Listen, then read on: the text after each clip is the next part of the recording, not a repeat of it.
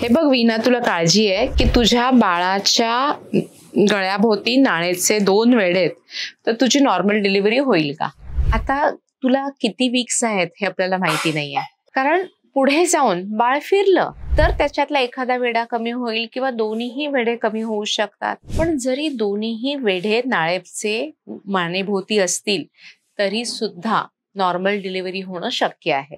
कारण जर बेबीचं ऑक्सिजनेशन चांगलं चाललेलं असेल तर नॉर्मल डिलिव्हरी इझिली पॉसिबल आहे.